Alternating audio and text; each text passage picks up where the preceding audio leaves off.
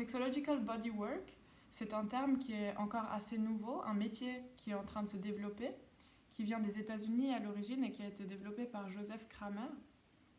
Et en Europe, on a 2 centres qui enseignent la pratique du Sexological Bodywork à Berlin et à Zurich. Et c'est une méthode qui est encore en développement et qui le sera certainement toujours.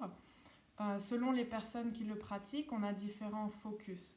Donc je vais vraiment parler de mon expérience, de ma compréhension de cette méthode qui me parle énormément. Et en ce moment, je suis dans la phase de certification de mon diplôme. Donc ça veut dire que j'ai encore beaucoup d'expérience devant moi à rassembler pour vraiment trouver ma manière personnelle de pratiquer ce travail. Mais j'avais envie déjà de vous donner une petite impression par rapport à là où j'en suis aujourd'hui. Donc j'ai terminé la formation et je suis dans la phase pratique en ce moment pour pouvoir être certifiée d'ici la fin de l'année. Et donc qu'est-ce que c'est que le Sexological Bodywork ? C'est une approche somatique de l'éducation sexuelle. Donc, en fait, on apprend un panel de méthodes différentes qui vont, donc de méthodes somatiques, corporelles, qui vont soutenir les personnes et accompagner les personnes dans un processus de réappropriation de leur expression sexuelle authentique. Ce qui est important pour moi de souligner, c'est que souvent on entend sexe et il y a beaucoup d'images préconçues, de conditionnements qui s'élèvent. Et donc ce que j'aime souvent souligner quand j'ai la première conversation avec mes clients et clientes, c'est que ce n'est pas forcément que centré sur le sexe. Quand on dit, pour moi, travailler sur sa sexualité, sur l'énergie sexuelle, pour moi, c'est vraiment se focaliser aussi sur l'énergie vitale en premier lieu. L'énergie sexuelle en tant qu'énergie vitale, l'énergie sexuelle en tant que l'énergie de création, de manifestation, l'énergie de laquelle nous venons tous, et l'énergie aussi de feu qui est dans notre bas-ventre et qui nous donne cette impulsion de vie, d'aller vers l'avant, d'oser des nouveaux projets, etc.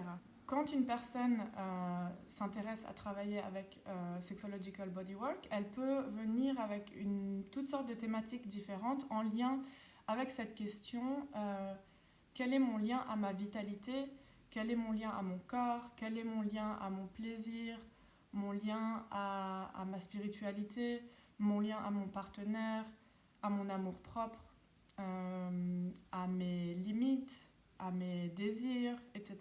En fait, c'est difficile de décrire qu'est-ce qui se passe dans une session. Chaque session est unique selon la personne, selon là où elle se trouve dans son processus, dans sa vie, selon toutes sortes de facteurs, évidemment. Donc chaque personne est unique et chaque personne amène une thématique personnelle différente. Mais je dirais que les points qui se répètent et qui font le cadre de notre travail, c'est que, premièrement, c'est un travail qui se pratique toujours dans un sens, one-way touch, ce qui veut dire que en tant que sexological bodyworker, je reste toujours habillée et il n'y a que moi qui touche la personne, je ne suis pas touchée par la personne. Donc si un client, une cliente a le désir par exemple d'apprendre comment satisfaire un partenaire, il ou elle va inviter un partenaire ou un ami, une amie, à les accompagner pour une session. Et moi, je vais accompagner le processus d'apprentissage somatique de la chose spécifique que la personne veut apprendre. Donc on utilise toujours des gants quand il s'agit de pratiquer un toucher génital ou anal. Et troisièmement, on travaille très spécifiquement avec une intention. Donc généralement, une personne nous approche en nous parlant d'un état dans lequel elle se trouve aujourd'hui dans sa sexualité, dans sa vie, et d'un désir, d'une intention à long terme de où cette personne aimerait se développer. Par exemple, j'ai beaucoup de personnes qui viennent avec la simple question de comment est-ce que je peux vraiment me connaître moi-même, connaître mes désirs, ce que j'aime, comment est-ce que je peux me sentir vraiment en lien avec mon corps et en amour avec mon corps. Donc ça peut être une intention globale pour un processus qu'on va accompagner sur plusieurs sessions. Et ensuite, dans une session spécifique, on va trouver une deuxième intention qui sera vraiment spécifique à aujourd'hui. Dans cet instant, qu'est-ce qui peut me rapprocher de mon intention globale? Parce que évidemment, chaque jour, on peut se sentir un peu différent selon le moment où on en est dans notre cycle menstruel, par exemple, selon comment on a dormi la nuit précédente. Donc, quand on travaille de façon somatique, il n'y a pas de formule absolue de comment les choses, d'un scénario. On va vraiment regarder, ok, aujourd'hui, comment je me sens et qu'est-ce qui peut être un pas vers plus de connaissance de moi et de mon corps. Ensuite, il y a 3 éléments sur lesquels, dans chaque session, j'aime vraiment porter toute l'attention. C'est 3 éléments clés qui permettent l'apprentissage pédagogique somatique. Donc, on a tout d'abord le mouvement, la respiration et la tonalité. Donc, ces 3 éléments, ce sont un peu les éléments clés, les ressources qui sont déjà dans notre corps et avec lesquelles on peut se connecter consciemment pour, entre guillemets, faire bouger les flux énergétiques dans notre corps et pour nous relier justement à cette énergie vitale.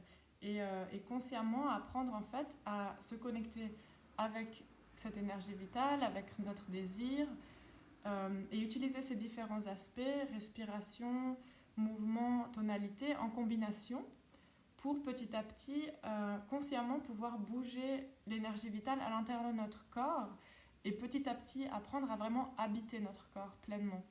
Donc comme je le disais tout à l'heure, chaque personne est unique et chaque session est unique aussi. Chaque personne a un processus et un tempo individuel et il n'y a pas de formule absolue de comment approcher une thématique qui est si liée à l'intimité des gens et qui est si personnelle selon notre contexte socio-culturel, l'éducation, l'imprégnation qu'on a eue, etc., les traumatismes qu'on a vécus, etc. Donc, je dirais que dans l'essence, peu importe avec quelle thématique les personnes m'approchent, le processus qui a lieu finalement, c'est essayer de retrouver l'accès aux ressources qui sont dans le corps, à l'intelligence du corps, parce que on vit quand même dans une société où on a la tendance d'être très concentré sur la performance, aller de l'avant et être effectif, être productif, etc. Et où on nous enseigne dès très petits qu'est-ce qui est juste, qu'est-ce qui est faux, comment est-ce qu'on devrait être, etc. Et grâce à cette approche plus somatique et très personnelle qui va vraiment toucher à l'intimité des personnes, on va pouvoir les encourager à se relier à leur expression authentique, que ce soit dans la sexualité, mais que ce soit dans tous les domaines de leur vie en fait. Retrouver le centre dans le corps à partir duquel s'élèvent nos impulsions vitales, donc nos envies, nos désirs, notre créativité, notre envie d'aller de l'avant, etc. Ce que j'apprécie beaucoup en fait par rapport à Sexological Bodywork en comparaison avec d'autres méthodes, c'est que c'est vraiment orienté vers les ressources qui sont déjà là, qui sont déjà dans notre corps, plus qu'orienté vers un problème. On a un problème, on va trouver une solution, etc.